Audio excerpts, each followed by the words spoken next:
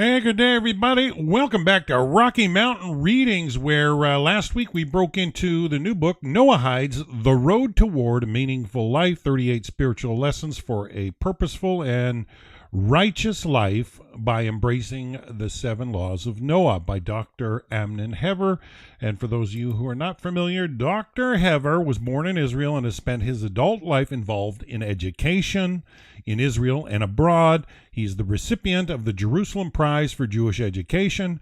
Dr. Hever served as the chair of the Department of History at Orat Israel College and headed the Israeli branch of the University of Alabama at Birmingham Master's Program in School Counseling and Educational Leadership.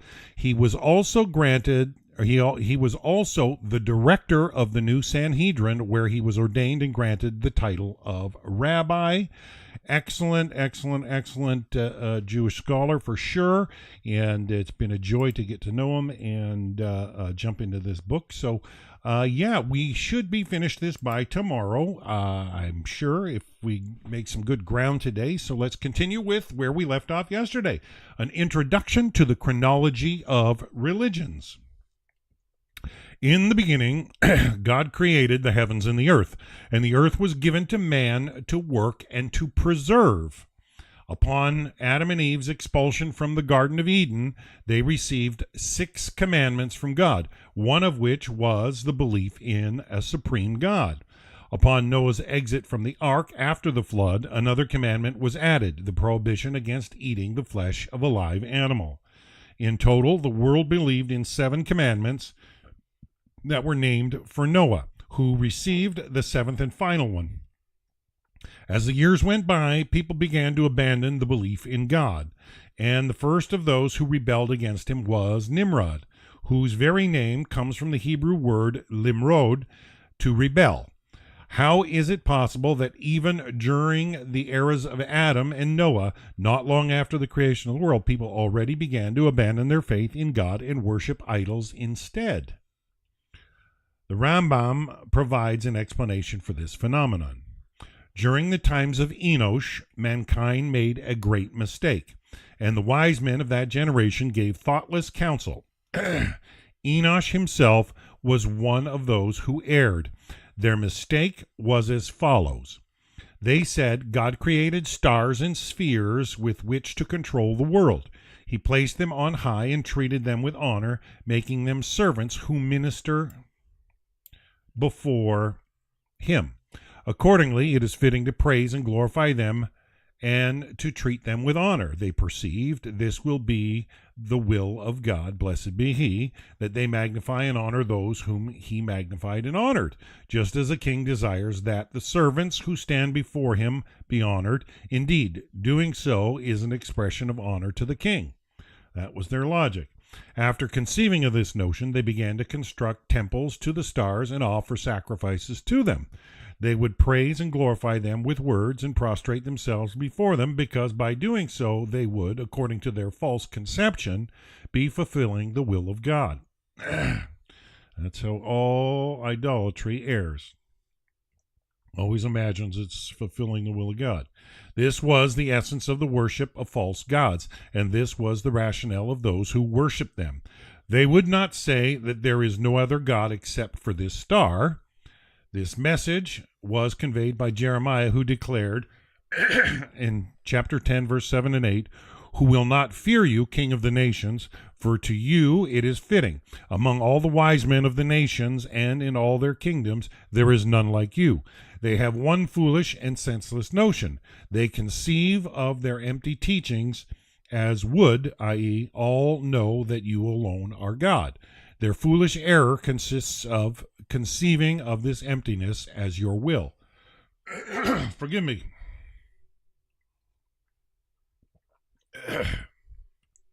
After many years passed, there arose people, false prophets, who told their nations that God had commanded them to say, "Serve this star, or all the stars, sacrifice to it, offer libations to it, build a temple for it, and make an image of it, so that all people, including the women, the children, and the common people, could bow to it." He would inform them of a form that he had conceived and tell them that this is the image of the particular star, claiming that this was revealed to him in a prophetic vision.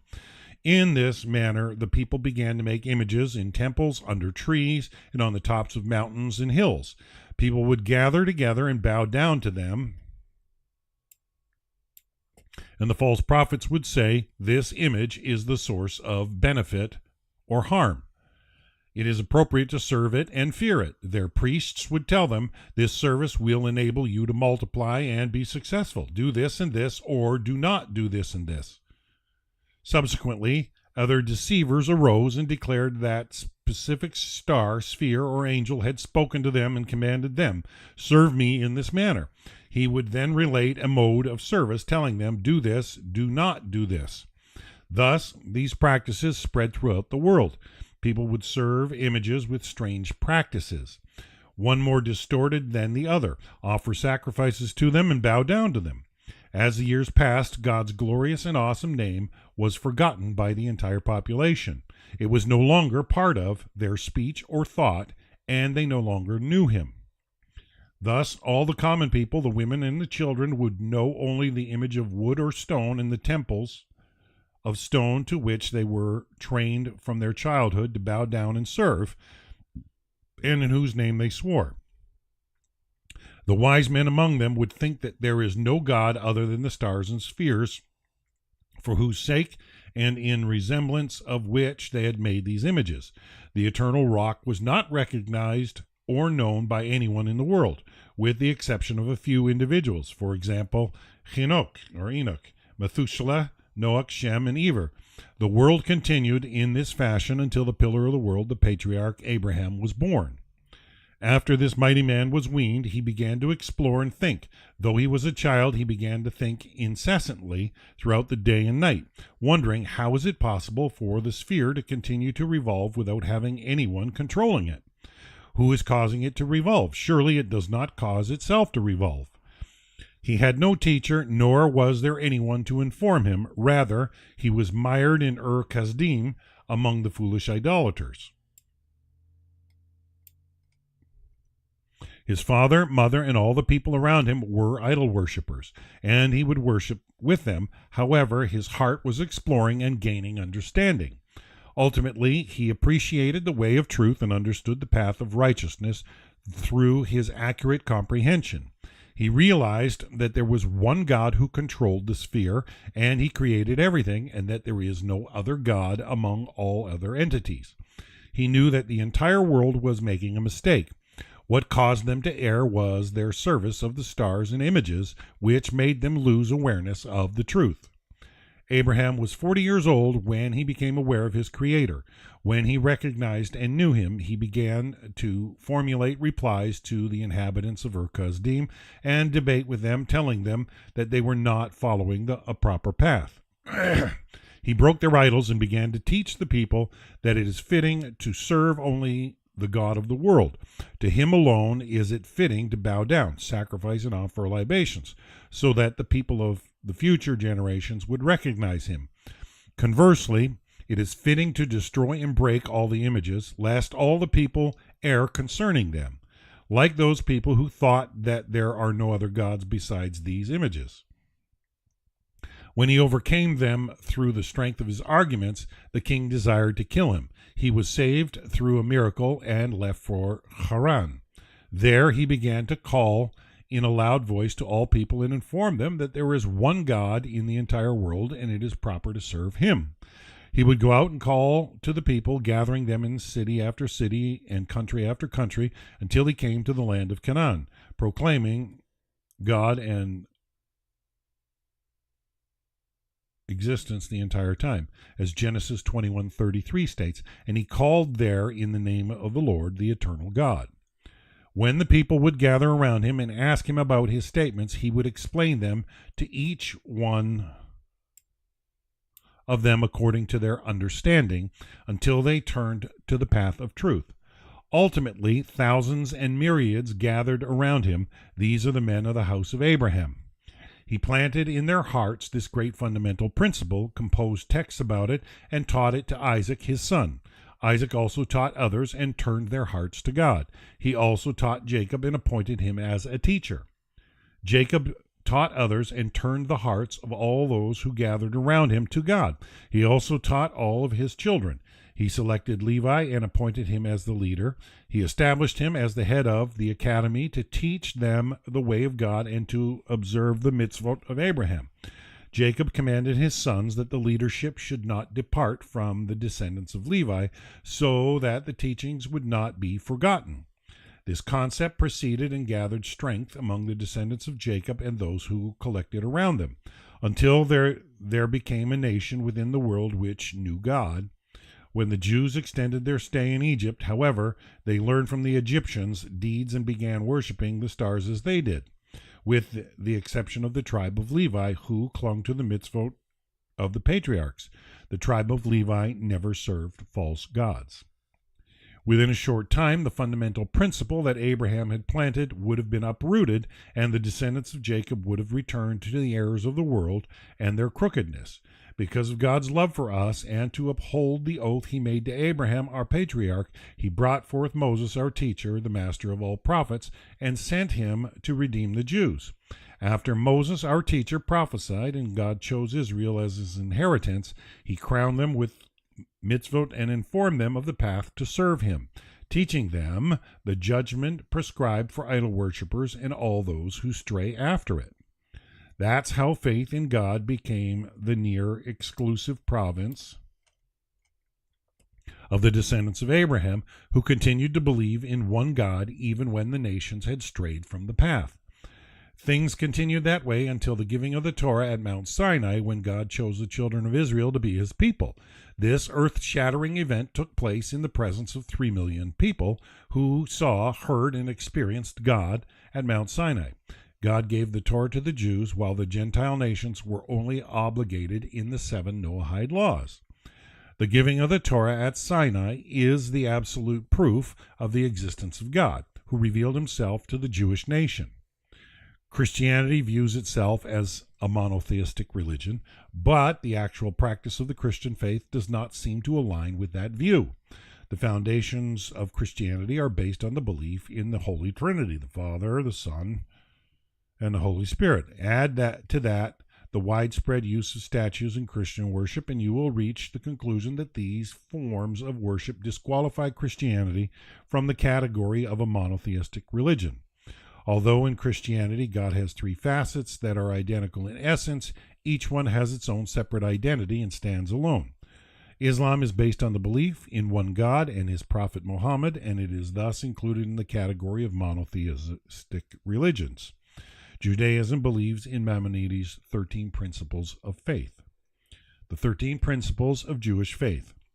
Belief in the existence of the Creator, who is perfect in every manner of existence and is the primary cause of all that exists. 2. The belief in God's absolute and unparalleled unity. 3. The belief in God's non-corporeality, nor that he will be affected by any physical occurrences, such as movement or rest or dwelling. The belief in God's eternity. 5. The imperative to worship God exclusively and no foreign false gods. The belief that God communicates with man through prophecy. The belief that in the primacy of the prophecy of Moses, our teacher. The belief in the divine origin of the Torah. The belief in the immutability of the Torah. Belief in God, omniscience, and providence. The belief in the divine reward and retribution. The belief in the arrival of the Messiah and the Messianic era. And the belief in the resurrection of the dead. Those are the Rambam's 13 fundamentals of faith. Idol worship from biblical times to now. Biblical times, geographic conditions, and their impact on idol worship. The geographic conditions in every region played a significant role in shaping the image of the local gods, and Canaanite mythology was no exception. In the warm, dry, drought-afflicted climate of the land of Canaan, the thirst for rain engendered the development of a faith in which the god Baal was the god of rain and storms.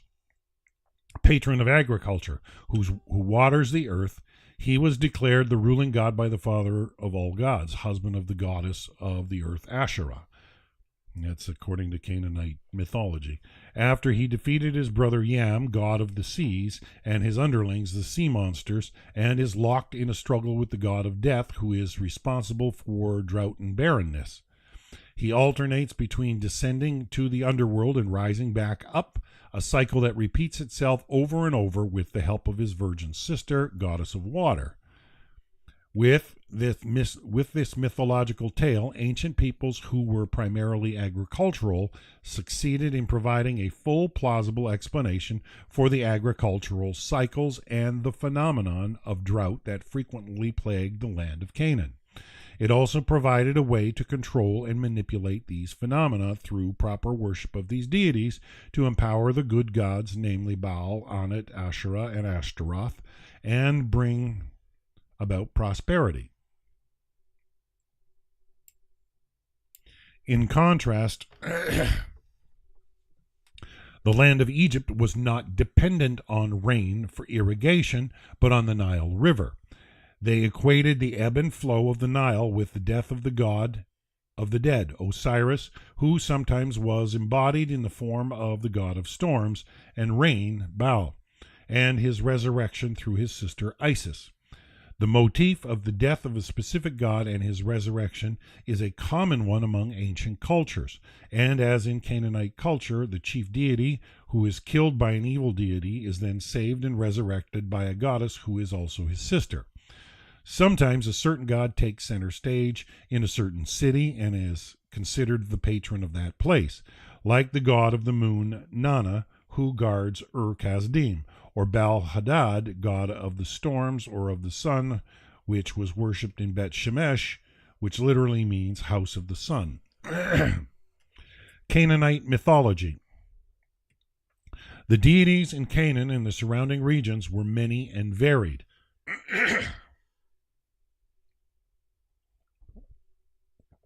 El, head of the Canaanite pantheon, he was considered the creator of the world and called supreme god.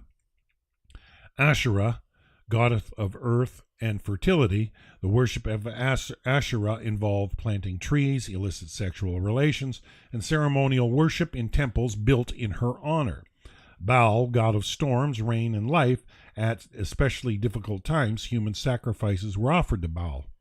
Ashtaroth, god of fertility and sexual desire, Baal's lover, her worship included cooking a kid's goats in its mother's milk, feeding pigeons, and ritual sexual relations. Shemesh, god of the sun, source of the gods, the Bible describes sun worship as bowing down to the sun towards the east. Chemosh, the central god of the Moabites. Milcom, also known as Molech, related to the Hebrew word Melech, or king, god of the Ammonites, worshipped by sacrificing babies or passing them through the flames of a bonfire. Teraphim, the household idols that resembled a human head. After offering them incense, one could commune with them and divine the future. Tammuz, Babylonian fertility god associated with the annual cycle of seasons and the growth of grain.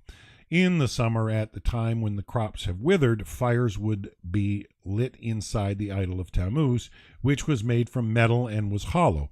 It had eyes made of lead, which would melt from the heat of the flames, making it appear as though the god was crying. This ritual took place in the month of Tammuz, which approximately corresponds to the month of July, and the people would lament the death of the crops in the hot sun, summer sun. Buddhism. Buddhism is the fourth largest religion in the world, numbering over 5 million adherents, or about 7% of the world's population. It is the majority religion in Cambodia, Myanmar, Thailand, Bhutan, and Sri Lanka. Buddhism is a dharmic or Indian religion. The word dharma implies a virtuous and upright way of living. The word Buddha means the awakened one who lived and taught in India. Buddhism is not found on monotheism, and it inspires the individual to develop prajna paramita, perfection of wisdom, or perfection of transcendental wisdom, through experimentation and dance. Japanese mythology. Japanese mythology refers to a collection of historical, mythological, and fabled writings, which were recorded in the 8th century, but were in existence much earlier than that. The mythological tales describe and explain customs relating to purity, agriculture, and the arts, stories which led to the deification of the Shinto religion, the way of the gods. This belief is founded on the assumption that everything in nature has kami, i.e. deities, divinities, spirits, or mythological, spiritual, and natural phenomena that are venerated in the Shinto religion. They can be elements of the landscape, the forces of nature, beings, and the qualities that these beings express, or the spirits of venerated dead people. In addition to idolatry, there are also local deities, historical stories that became consecrated, and spirits that appear in the folk tales. As a result, the number of deities in Japanese mythology is practically infinite. Here are a few examples of those deities. Okunishushi, god of the land, son of the god of storms. Izanagi, male deity in the story of creation, father of the sun goddess. Izanami, female deity in the story of creation. Amaterasu, goddess of the sun and the main goddess in the Japanese pantheon. She is depicted in the form of a female dog or wolf. Hinduism is based on a polytheistic perception of the world. In the view of Hinduism, the gods are seen as various revelations of the supreme essence known as the Brahman.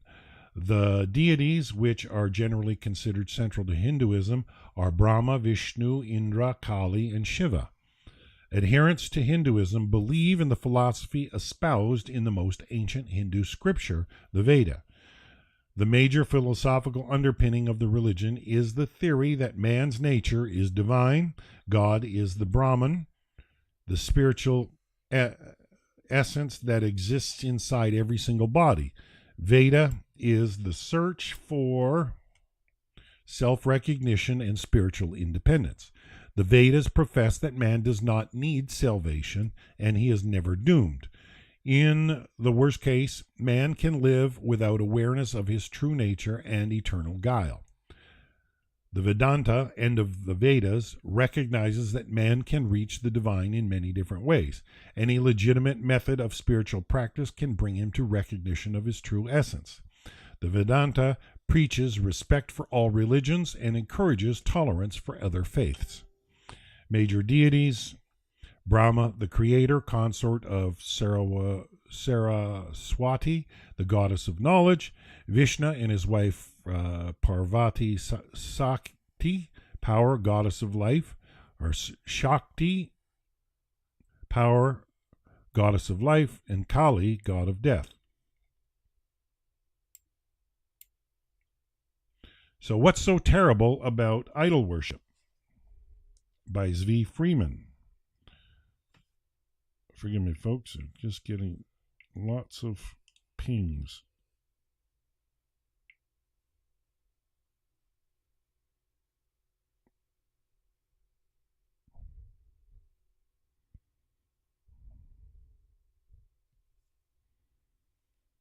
Okay, so what's so terrible about idolatry? Question: why is Judaism so intolerant of idolatry? I don't mean massive temples with human sacrifices. What about a civilized idolater in the privacy of his own home, with a job, a family, a mortgage, donates to the Human World Hunger Fund and Greenpeace, and instead of one god, he just happens to have 2 or 3 or even several dozen, all lined up on the dashboard of his car? Why does Judaism make a cardinal sin of it, demanding total eradication of idolatry in every corner of the world? As long as it doesn't hurt anyone else, what's so terrible? The answer: there are many ways to answer this, but let's take a historical perspective. Historians agree that our ancient current standard of ethics stem from the Jewish ethic. Yes, the Greeks gave us the natural sciences, philosophy, and art. The Romans gave us governmental structure and engineering.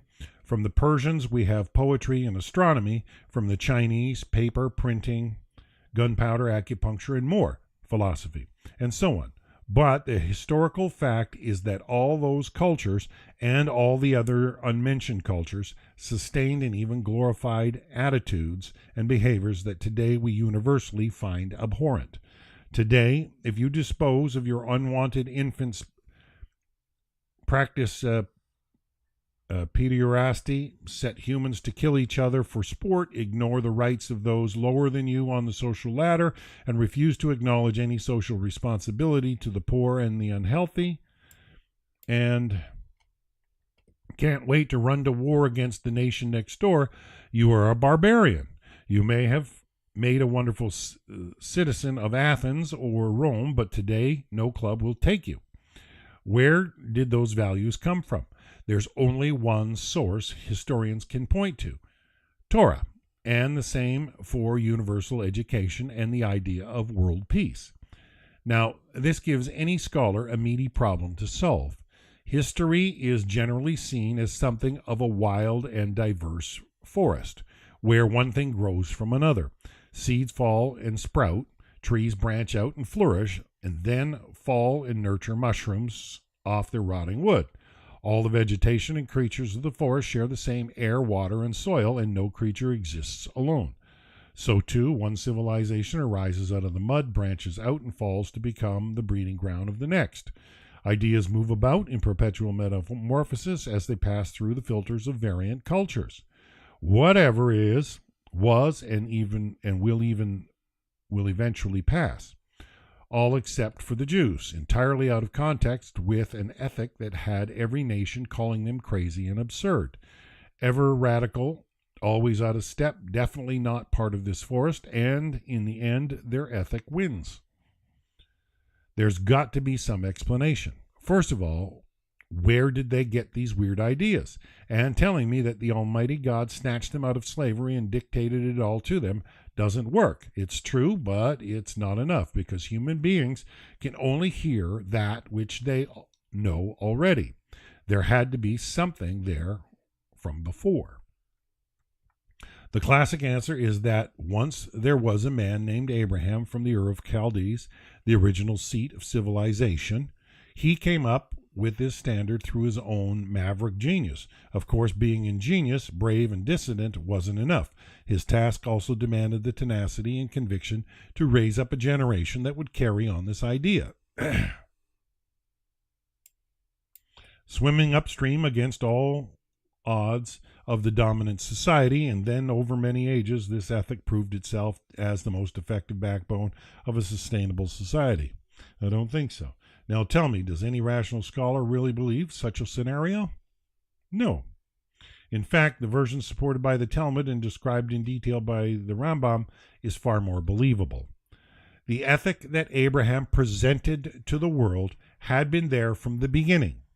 Humankind had originally known that each person bore the divine image, that life was with purpose, that the world was the work of a supernal entity that desired we take care of it and judged us accordingly. Even in Abraham's time, there endured lone individuals who preached this to their disciples as a tradition from Adam through Methuselah and Noah. But we are talking about human beings. Precisely due to that divine spark within, the human is also the wild and crazy creature that seeks out the most bizarre approach to life, ready and capable to do anything. So human society in general abandoned the original standard of Adam for that which feels good. Law became no more than a way for a king to govern his people. Ethics became no more than the custom that felt most comfortable to the most people. The only measure of the value of a human life was the degree of power a human held. And the natural world was understood as a worthless place, not worth any investment beyond that which produced food and power over others. Abraham didn't have to begin from scratch with humanity. He only had to rescue that original ethic. But he also rediscovered, and this he did on his own, the base that made the ethic sustainable: monotheism. More specifically, monotheistic providence. Simply put, every adult and child must know there is a single creator of all things, who cares about what you are doing with his world. Why are monotheism and providence so essential? Again, back to history, according to the traditional Jewish sources. Abraham's predecessors had also known of the one God, creator of heaven and earth, but they understood God as far too sublime and transcendent to be occupied with this mundane world and its creatures. They began to chip away at his providence, asserting that lesser powers of his appointment had been granted a share of dominion. They went so far as to build temples where they focused their minds upon the dynamics of these forces, attaining spiritual heights and mystic power. Eventually, wisdom gave way to charlatanism, as priests told the masses that a certain star or god or goddess had spoken to them, commanding them to serve him or her in a certain fashion. Rulers found that a good mix of secret knowledge and convenient mythology could be an instrument of power over the populace. That by controlling the flow of knowledge, they were able to hold the people in awe and obedience. This is where Abraham dissented. He saw through the established order with its hierarchy of knowledge and power, and reasoned it to be the source of all evil. And he saw to the root of it. As long as God was up there and everything else was seen as lying on a descending plane further and further removed from his domain, this evil would continue. With such a paradigm, human life loses its essential value. You as an individual no longer count. All that matters is how high you are up on the scale. Not only human rights, but also the advance of technology is hindered by the need of the ruling class to keep the masses working. All progress is to further empower the powerful. Public health, welfare, and education are absurdities. So Abraham challenged that hierarchy. He taught each person to call on the name of the one God of the heavens and the earth, who judges the deeds of all men equally, from the highest king to the most lowly serf. By putting the original God back into the world, Abraham recreated the person, a human who is of value just by being there. With the old paradigm, ethics have no base to stand on. If you don't like what one God demands of you, you go find another God more to your taste. Or you work around these gods, tricking or bribing them, as they themselves are wont to do with one another. After all, none of them is supreme, none is all-powerful, therefore anything could be justified. So Abraham smashed the idols. Once there is only one God who supervises all things, morality is no longer relative. All ethics are determined not by the flux of social convenience, but by his intransient standard. Without Abraham's base to ethics, society has no stability. Any institution could be shaken to the ground by changing circumstance and the whims of human desire. In ancient Greece, the institution of marriage bordered on collapse due to their gender preference, while in Rome, the family unit was gradually dismantled by promiscuity. The institutions that should have nurtured human spirituality in many societies became corrupted into bloody orgies and worship of the senses. In many instances, such as in the Far East, poverty was allowed to grow to unmanageable proportions, while a select few amassed an immense concentration of power, all due to the void of a sense of social responsibility.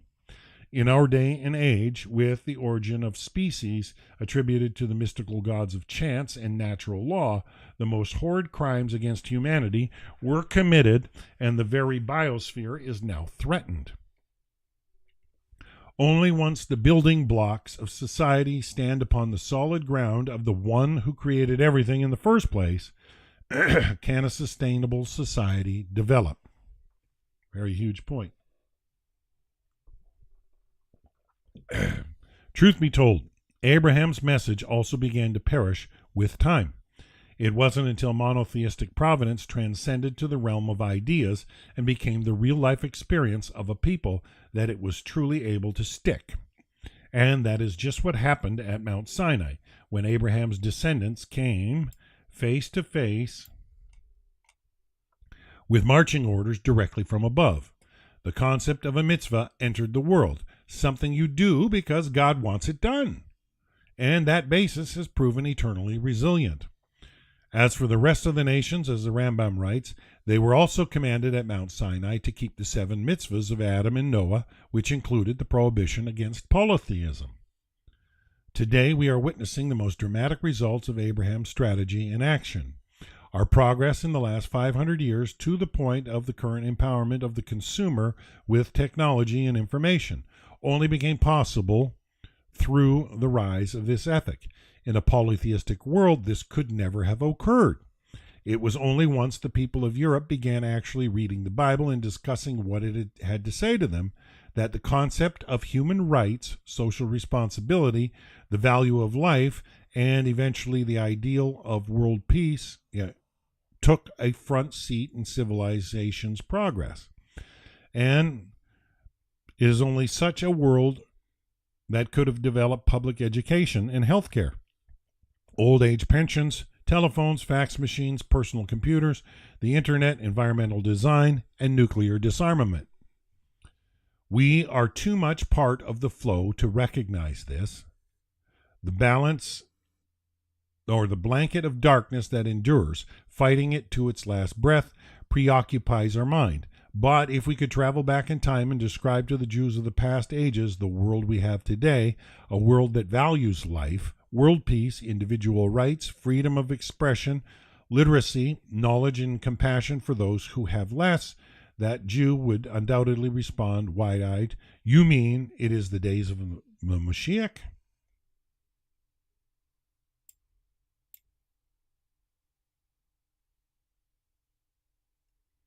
Prevailing beliefs in the way they're distributed amongst the world.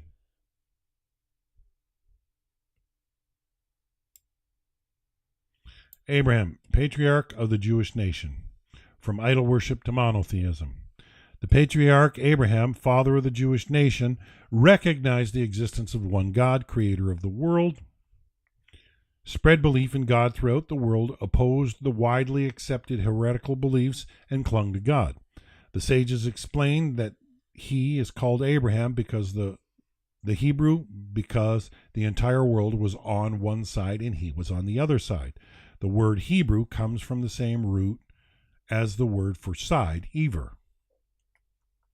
After God created the world, there were 20 generations that did not fulfill the world's purpose. And during those years, there was no righteous individual who spread knowledge of God in the world. After 20 generations, God saw Abraham, who was then in Babylonia, and he said, "Does he have the ability to publicize my name in the world?" When he was thrown into the fiery furnace and sanctified God's name and passed the test, God immediately drew him to the land of Israel. Then he built himself an inn and provided food for passerby, and he would bring people under the wings of the divine presence and teach them about God, and he dedicated himself to the honor of God. Midrash Bamidbar Rabbah 2. There were 10 generations from Noah to Abraham to teach us how patient God is, because all those generations angered him increasingly until Abraham came and received the rewards of them all. Tractate Avot 5:2. Abraham recognizes his creator. The patriarch Abraham grew up in a home of idol worship, in an environment where everyone believed in idols and worshipped them, and they were ruled by a high-handed King Nimrod. The sages teach that the name Nimrod comes from the Hebrew word limrod, to rebel, because Nimrod knew who the true creator was, and he intentionally rebelled against him. How did Abraham recognize the truth? How did he discover God?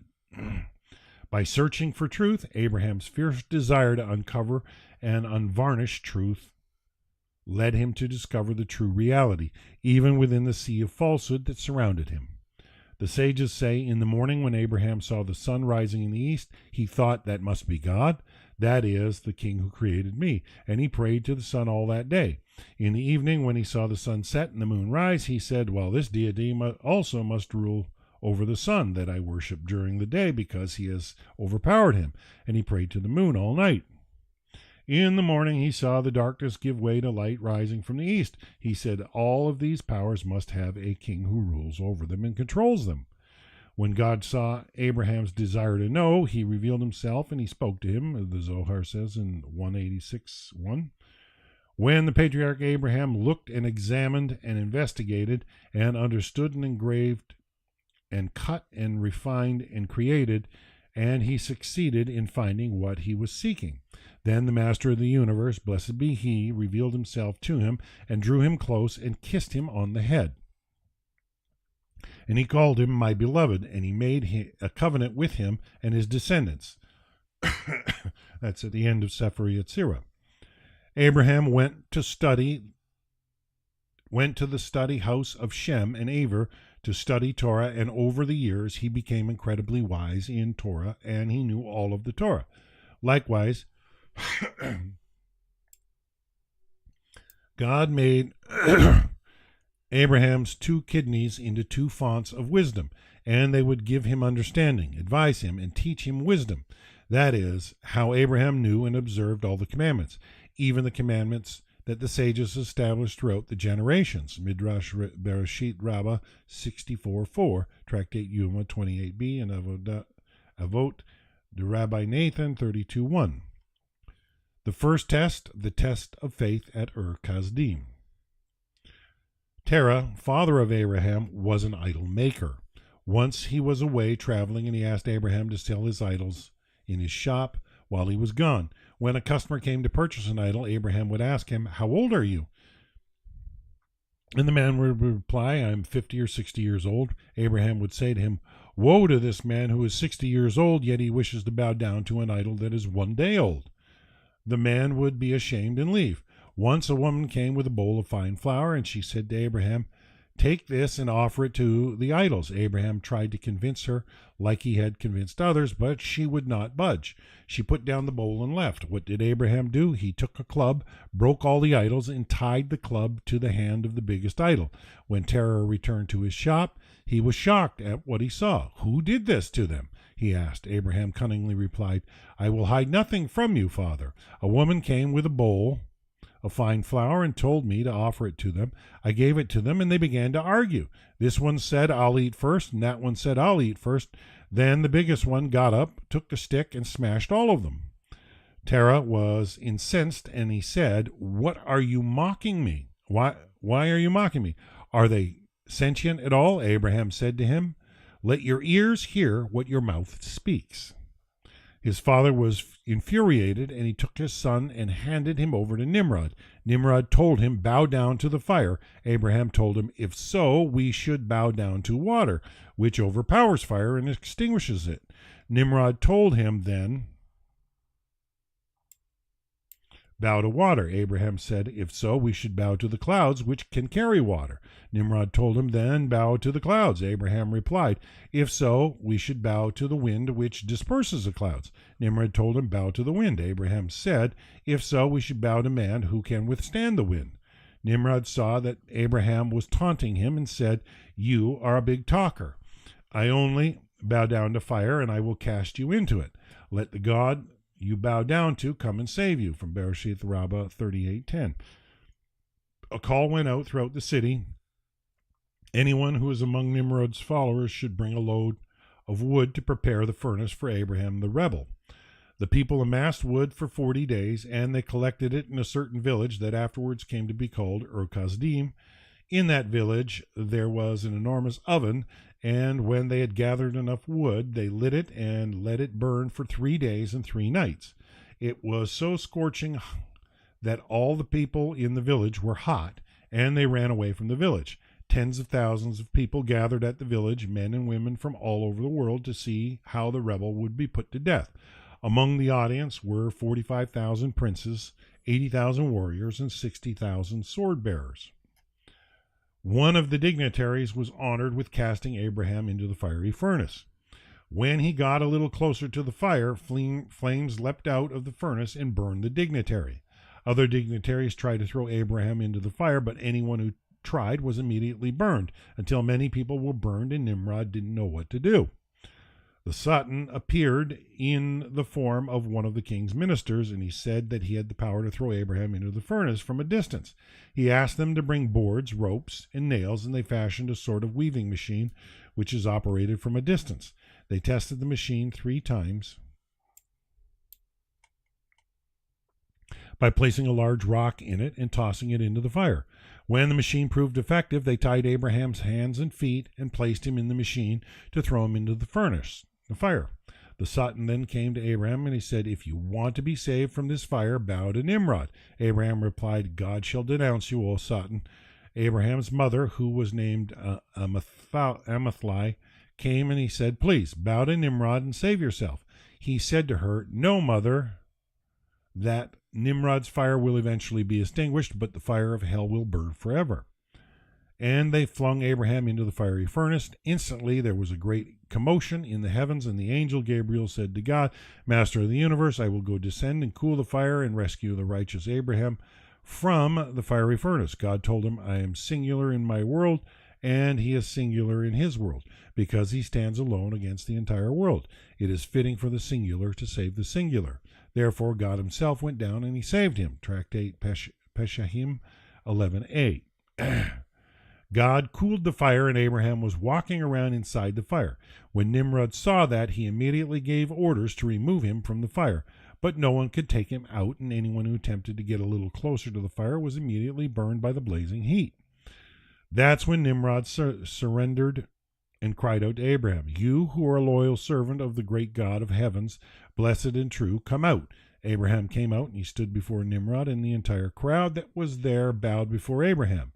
Abraham said to them, "I am nothing, do not bow to me. Believe in the true God of the heavens." Nimrod gave Abraham many gifts, as well as his 2 choicest servants, one of whom was Eliezer. The other kings also gave him many gifts and accompanied him home with great honor. Midrash Haggadah, Genesis 12:1, Me'am Loaz. The second test, total faith. Go forth. And the Lord said to Abram, "Go forth from your land and from your birthplace and from your father's house to the land that I will show you." And Abram went, and the Lord had spoken to him. And Abram took Sarah his wife and Lot his brother's son, and all their possessions that they had acquired, and the souls they had acquired in Haran. And they went to go to the land of Canaan, and they came to the land of Canaan. Genesis 12:1-5. While in Haran, Abraham gathered the people of the land and drew them close to the path of God. How did he do that? He would take 2 idols, tie them with a rope, and pull them through the city streets like a merchant and announce, "I wish to sell a useless idol. It has a mouth but cannot speak, eyes but it cannot see, ears but it cannot hear, and it cannot walk on its legs." Thus he engaged the locals in conversation and taught them that the path they were following was not the true path. And it is not fitting to worship idols, but only the true God of the world, creator of heaven and earth. And it is appropriate to destroy and smash all the idols. That's how Abraham taught many people the truth and brought them under the wings of the divine presence. The sages teach that the matriarch Sarah did her part as well, teaching the women and bringing them close to the path of God. The people of Haran were evil sinners, and Abraham assembled them several times, and he rebuked them. "Didn't you hear what happened to the generation of the flood before you? They did not pay attention and understand, and they were stubborn and rebelled against God's word. If God hadn't vowed not to bring another flood upon the world, it would be fitting for you to have a flood brought upon you." When God saw that the people of Haran did not accept Abraham's words, he said, "It is not fitting for the righteous one to sit amongst these wicked people." God immediately told Abraham, "Leave them so that you will not be similar to them." As the verse says, "Go forth from your land." Midrash Yalam Denu. A difficult test. Go forth from your land and from your birthplace and from your father's house. The reason for mentioning out of your land and from your birthplace and from your father's house is that it is difficult for a person to leave the country wherein he dwells, where he has his friends and his companions. This is true all the more if it be his native land, and all the more if his whole family is there. Hence it became necessary to tell Abraham that he should leave all for the sake of his love of the Holy One, blessed be he. That's by Noahides from Genesis 12:1. To the land I will show you, God did not reveal to him which land he was to travel to in order to increase the difficulty of the test. After all, do people go somewhere without knowing where? A person like that who goes without knowing where he is going finds the journey 7 times more difficult than the person who has a clearly defined destination. The patriarch Abraham took his belongings and his wife and wandered from place to place, like a lost sheep, until he arrived in the land of Canaan, where God told him to settle. Thus Abram merited multiple rewards. Not only did he receive a general reward for actually going, but he merited a separate reward for every step he took. But his steps were for the sake of heaven, to fulfill the command of God. Likewise, God did not reveal his destination to him so that he would eagerly anticipate his arrival in the chosen land, and the land would become more beloved to him. From Midrash Tanchuma Leka 3, Noahides, Genesis 12:1, Midrash Bereshit Rabbah 39 commentaries. Abraham, the patriarch, was tested with 10 tests, and he passed them all, to tell us how beloved Abraham the patriarch was, from Tractate Avot 5:3. What were the 10 tests?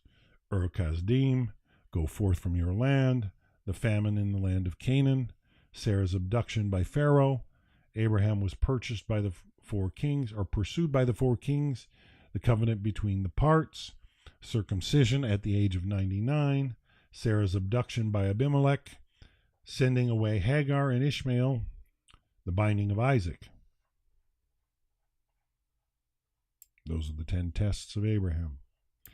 Shatter disastrous misconceptions. It is extremely difficult to break free from preconceived beliefs and misconceptions. For psychologists, sociologists, and anthropologists studying human behavioral sciences, the phenomenon known as belief or perseverance has been a fertile topic of research from the 19th century to the present day. Belief perseverance refers to the tendency to continue holding on to a mistaken belief despite new information that contradicts it. People simply cannot make decisions in a completely objective manner because there is always some level of bias within us, an inclination to make decisions that stem from preconceived beliefs or opinions. Scientists acknowledge that this bias, now commonly referred to as confirmation bias, constitutes a major obstacle that prevents individuals from making decisions free of personal bias. And what exactly is confirmation bias? It is the tendency we all have to seek, interpret, favor, and recall information in a way that confirms our prior beliefs or hypotheses, while giving disproportionately less attention to information that supports alternative possibilities. And that's just the way cognitive dissonance works. As a result, people tend to disregard evidence that contradicts their previously formed opinions, even if those opinions are not well grounded in factual evidence. This phenomena is so deeply ingrained in human behavior that it has suggested that it deserves to be considered as one of the fundamental laws of nature. In our Torah portion, we encounter for the first time the rare occurrence where preconceived beliefs are cast away. The Torah explicitly informs us that despite the inherent difficulty for humans to break free from these paradigms, it is possible to do so if 2 main conditions are met. 1, a willingness on the part of the individual or society to make significant efforts to consider new innovative ideas and detach from a destructive environment. Sadly, an environment's got to be destructive before people will consider change. Divine intervention. The more revolutionary the change, the more the divine intervention is necessary to guide humanity along the right path in this historical process. In this Torah portion, we learn that God chooses Abraham to take the lead in the first Torah recorded event of paradigm shattering.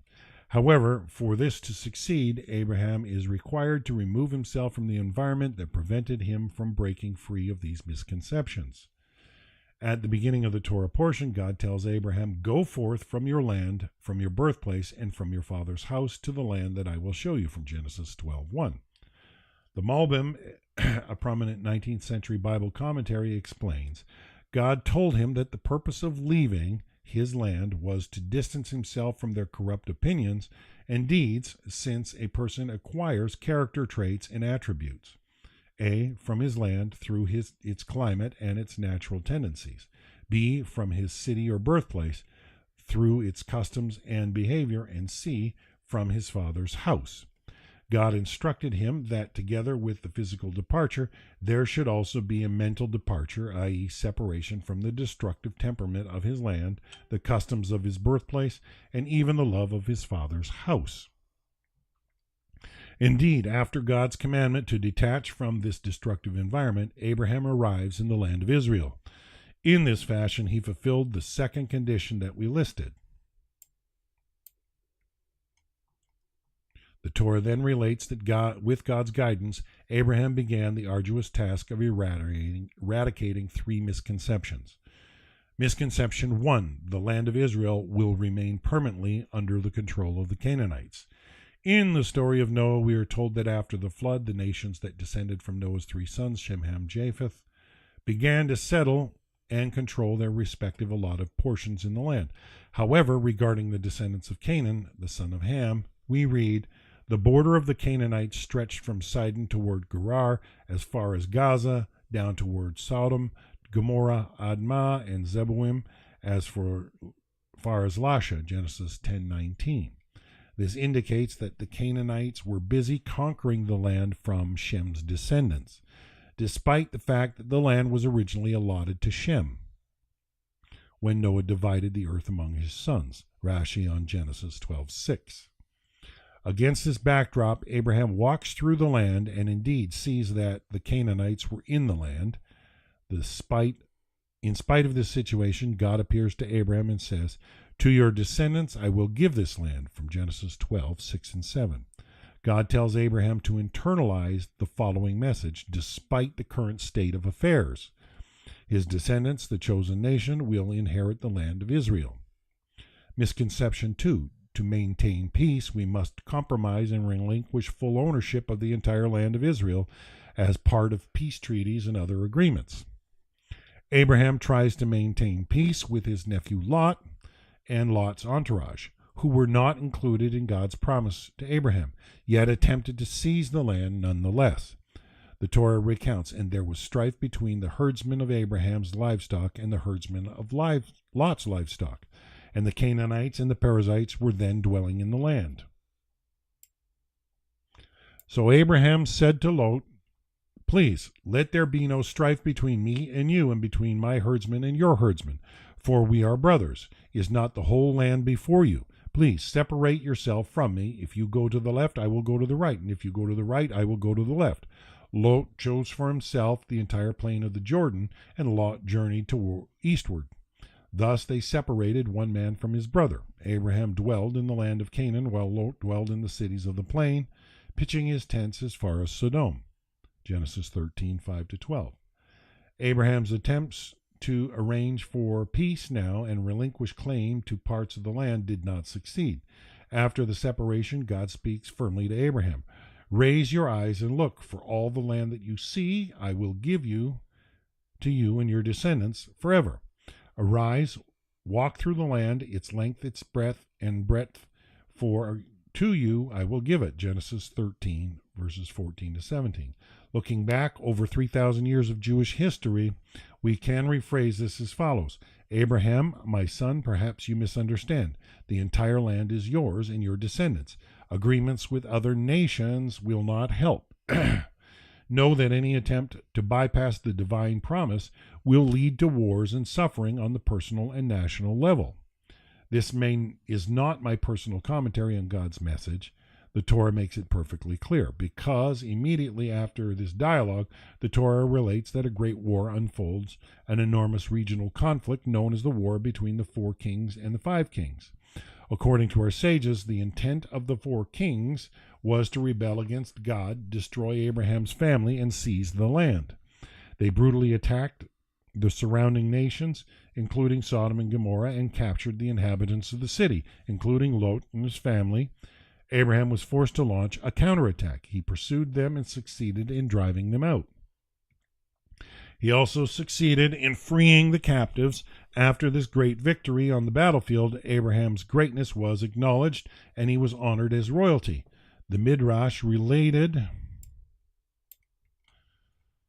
all the kings of the region cut cedars and built a large platform, placing him upon it and proclaiming before him, "You shall be king over us. You shall be our leader. You shall be like a god to us," from Genesis Rabbah 43:5. But some misconceptions are so ingrained that the true message only sinks in after some truly hard knocks. The Torah relates that despite this tumultuous event, which almost cost Abraham and his family their lives, Abraham again finds himself in a situation where he is offered a peace treaty by Abimelech, the king of Gerar. Note, biblical Gerar was a Philistine city whose remains are located near the modern Kibbutz Reim, which is near the border with the Gaza Strip. Kibbutz Reim was one of the settlements overrun by Hamas terrorists on October 7, 2024. Abraham agrees to this offer. Immediately after this covenant is done, we read in Genesis 22, verses 1 to 2, "And it came to pass after these things that God tested Abraham, and he said to him, Abraham, and he said, Here I am. And he said, Take now your son, your only one, whom you love, Isaac, and go to the land of Moriah, and offer him there as a burnt offering on one of the mountains that I will tell you." This juxtaposition cannot be overlooked, as it is not a coincidence that Abraham was put into a seemingly inconceivable test by God for no reason. Indeed, the biblical commentators Rashbam explains, every instance where it says, "after these things," it is connected to the section above it. Here, too, "after these things" refers to the events in which Abraham made a covenant with Abimelech. The wrath of the Holy One, blessed be he, was kindled over this, for the land of the Philistines is included within the borders of Israel, and God had commanded regarding them, "You shall let no soul live." Therefore God tested Abraham. He reproached and afflicted him. God said to Abraham, "You have grown prideful over the son I gave you, to the point of establishing a covenant between you and Abimelech's descendants. Now go and offer him your son as a burnt offering, and let us see what your covenant has achieved." Misconception 3. Historical events are governed by laws of astrology. Abraham was a firm believer in astrology. Like all the peoples of ancient Mesopotamia, everyone's daily routines and future plans, from kings and merchants to housewives and even the most humblest servants, were determined only after consulting the sages of the time or checking on their daily horoscope in the local newspaper. These sages, skilled in observing the stars and astronomical events, would predict the future based on celestial patterns. Even after shattering the first two conceptions and receiving God's promise that the son would be born to Sarah to continue his legacy, Abraham struggled to believe that God's promises would be fulfilled, because he was still trapped in another paradigm. He turned to God with the claim that, according to the stars, he would not father a son. As a result, we read, he took him outside and he said, "Look toward the heavens and count the stars if you are able to count them." And he said to him, "So shall your offspring be." Genesis 15, verse 5. God uprooted Abraham from his place and his perspective, placing him in a different position physically and mentally. That allowed him to understand that the shapes of the constellations held no true significance, and that Israel is not bound by astrology. One of Rashi's interpretations on this verse is worth noting. He took him out of the terrestrial realm and elevated him above the stars, which is why the term "look" implies looking downward from above. In other words, God's request for Abraham to look toward the heavens was not merely to glance upward in the physical sense, but also to contemplate the situation on a higher level. From a higher vantage point, one can discern the immense numbers of stars that are visible from Earth. and so the entire paradigm of astrology dissolves. After the shattering of the third misconception, the Torah informs us in the next verse that Abraham believed in the Lord. Genesis 15, verse 6. This is the first time in the Torah that we come across the concept of belief in God. Abraham is the first person in history to successfully complete God's lessons in the subject of conception shattering.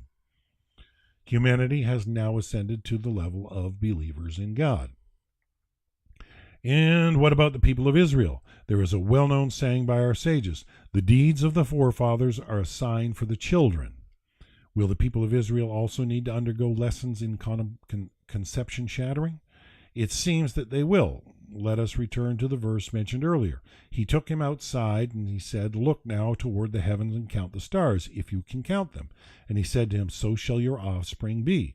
God informs Abraham that the descendants, the people of Israel, will find themselves in similar situations that require a new perspective on reality as part of their lessons in conception shattering. Will these lessons include dealing with wars, captives, and feudal beliefs, in agreements with wicked nations full of hatred who seek to destroy us? Take notice that the sages said, the deeds of the forefathers are a sign for the children. They did not state the deeds of the forefathers are the deeds of the children. We are the children of the forefathers, and therefore their actions are embodied within us.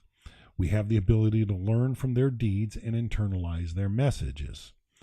If we study their actions with careful contemplation, these messages will serve as signs, as warning posts, and we will not stray from the path. Listen to me, you who pursue righteousness, who seek the Lord. Look to the rock from which you were hewn, and to the quarry from which you were dug. Look to Abraham your father, and to Sarah who bore you, for he was but one when I called him, and I blessed him, and I made him many. For the Lord will comfort Zion, he will comfort all their ruins, and he will make her wilderness like Eden, and her wasteland like the garden of the Lord. Joy and gladness will be found there, thanksgiving and the sound of song, from Isaiah 51, verse 3. I don't know, I think that might be a good place to stop for today. I'm just wondering, can I get to the end?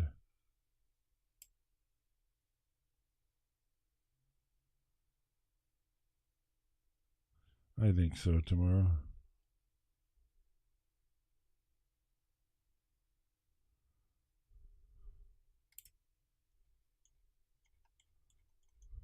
I think so.